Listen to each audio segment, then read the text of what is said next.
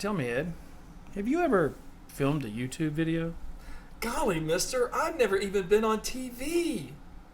Have you ever seen a grown man? Whoa, whoa, whoa.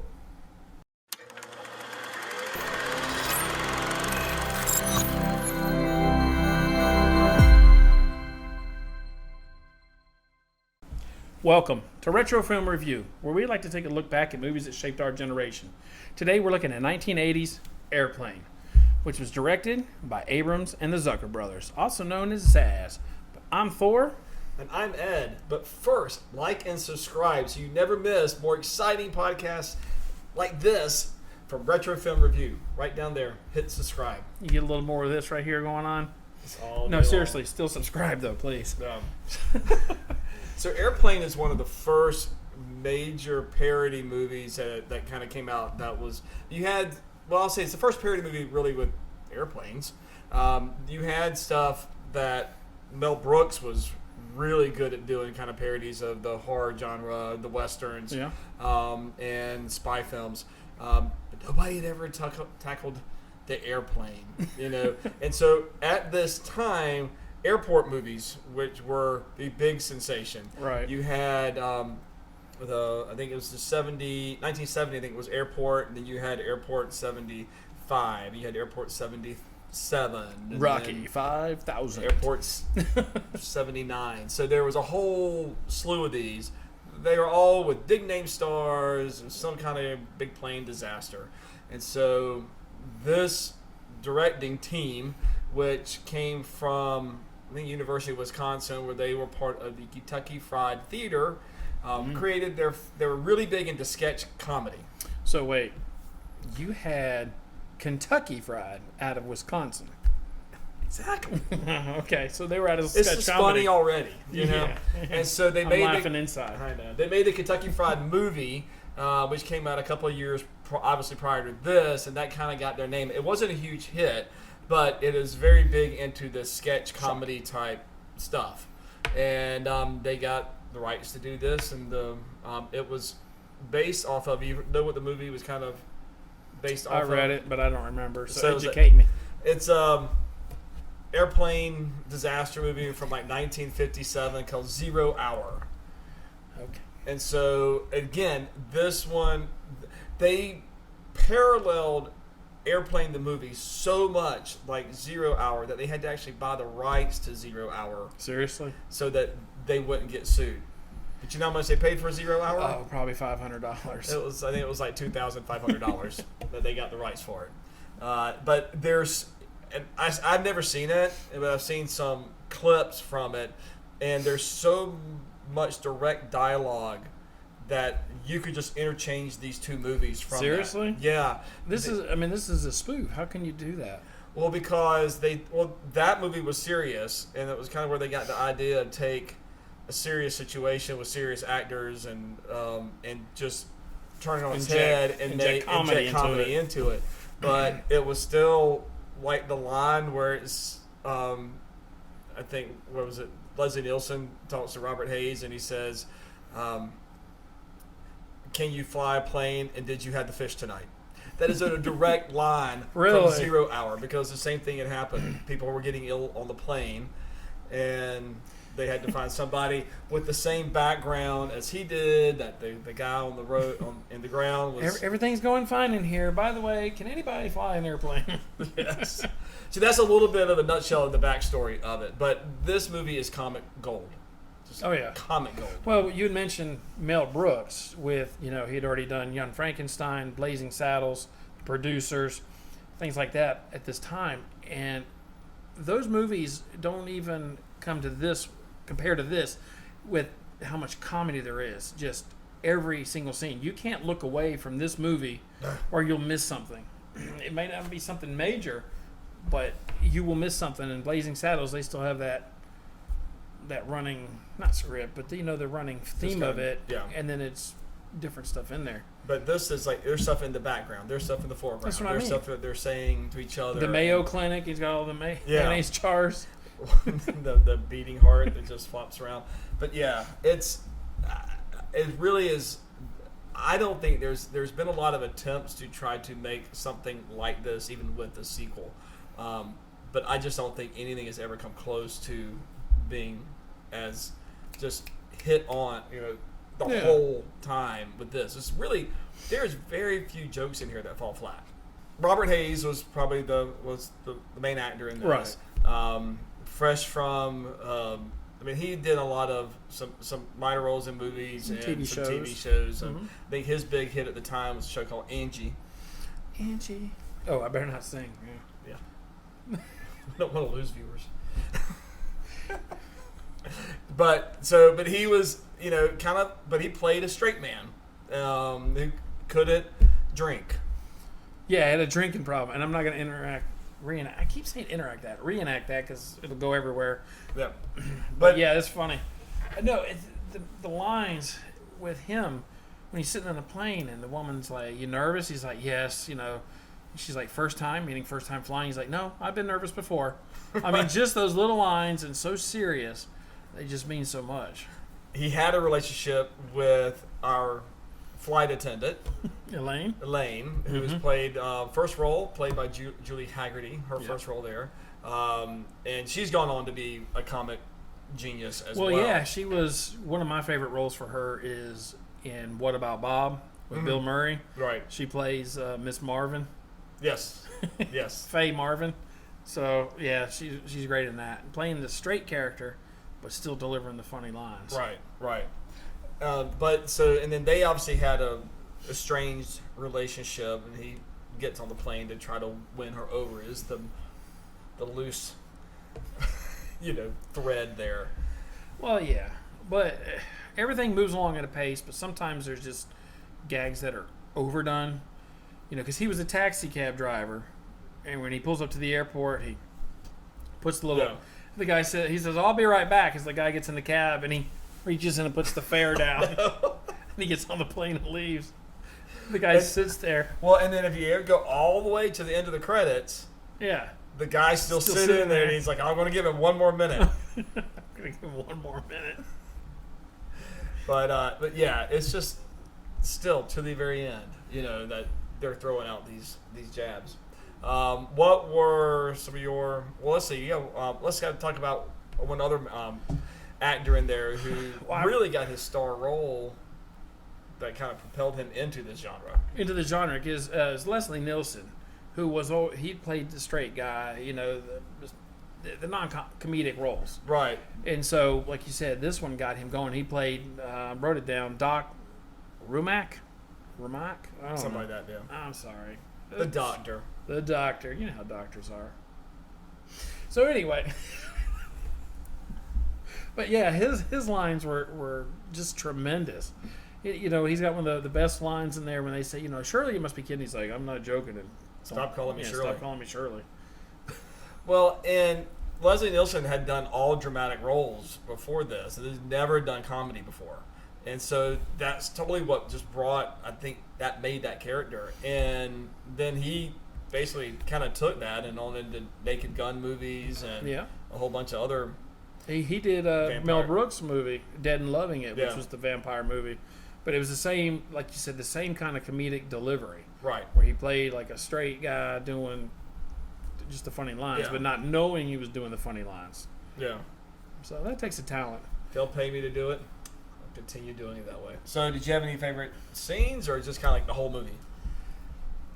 I know it sounds cliche to say the whole movie. When Robert Hayes, when he meets Elaine for the first time, and they're in that bar out in the middle of nowhere, and she's dancing with that guy, and he gets stabbed in the back, and he's doing this, and she's like and he's doing like that. She's like, I think it's kind of funny because she's trying to be serious, and the guy's dying in front of her. But isn't that pretty bad? That's a favorite scene.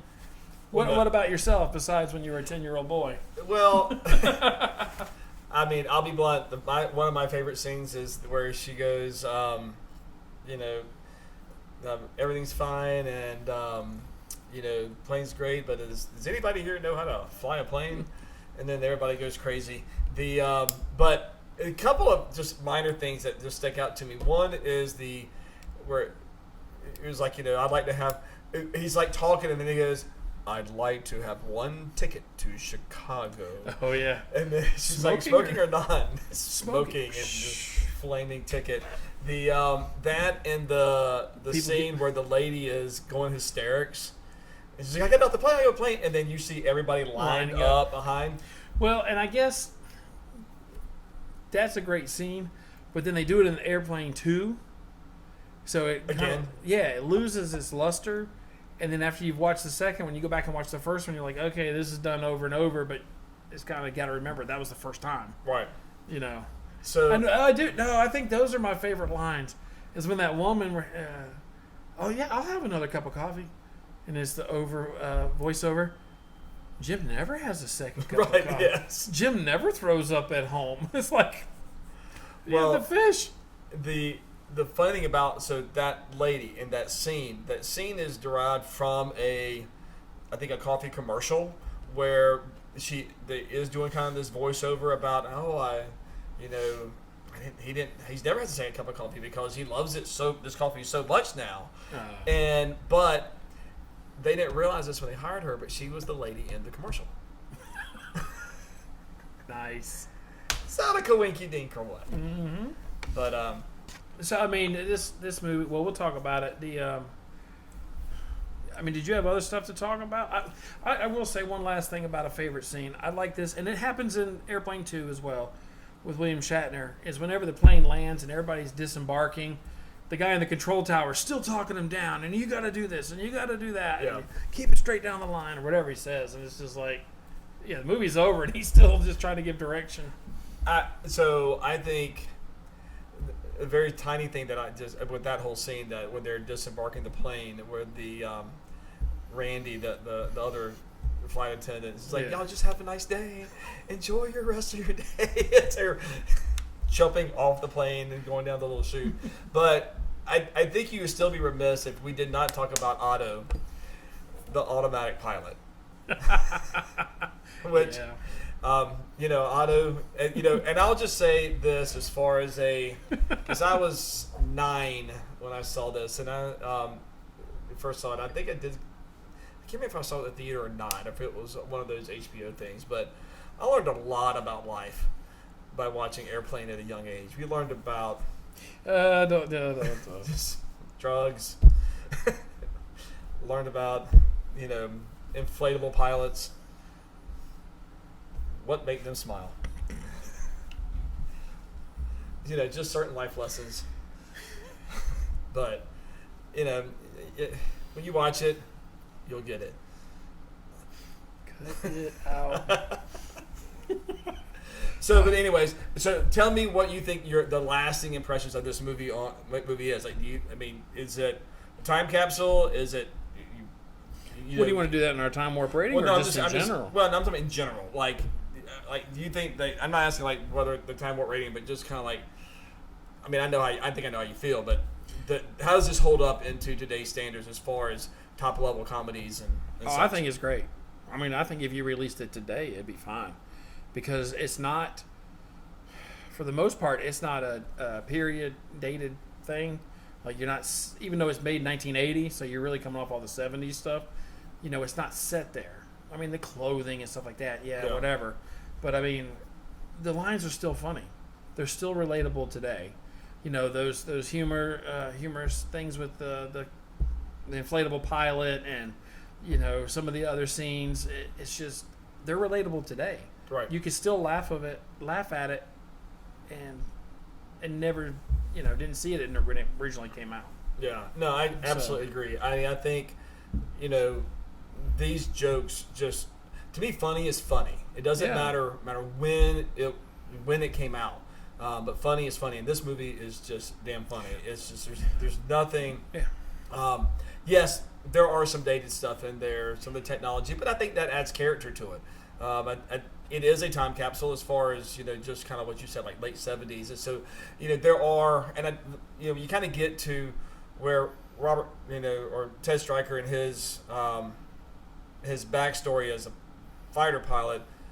I don't really know which war that was, because it's like they almost kind of allude that as World War II, which would have made him like super old, or is it like Vietnam? Because then none of the plane footage they show is of anything that would have been Well, no. modern. Well, I mean, heck, when they showed the actual plane they were on, they had propeller sounds. Right. It was a jet plane, Do you but know they the story behind that? no.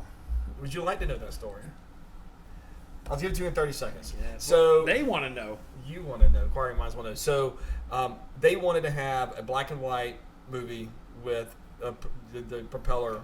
Oh, jet. like a DC-10? I guess so. And but You Michael don't even- Eisner, who was the head of Paramount at that time, says, if you want to have that, you can have it at another studio, but we're going to do it on a Boeing and in color. So they agreed because they wanted to get their movie made, but to have their propeller, they made the propeller sounds anytime they used the exterior of the plane. Yeah, you're probably talking about a DC-10 that a lot of the older movies from the 40s and 50s and stuff showed the people on there and stuff. Yeah. But anyway, like I told you during War Games, I loved airplanes. Right. But anyway, so anything else before we go I to think time? we're good. Okay. Well, we're getting into our time warp rating. Which, could the movie be made today? Just as it came off the script. I'll go first, I guess. Yeah. I think yes. I think 100%. I gave another film a 10, but I'll give this a 9.5. The jokes still land. The characters are believable. There's just so many things that still hit. There's movies that I've seen over and over and over, and at the comedy scenes where you're supposed to laugh or you're supposed to do things, I don't. I might get a little chuckle here or there, but I know they're there. I've seen this one multiple times, and you still laugh at the same thing. Right. Even you go, it's coming. You know what's going to happen, and you still laugh.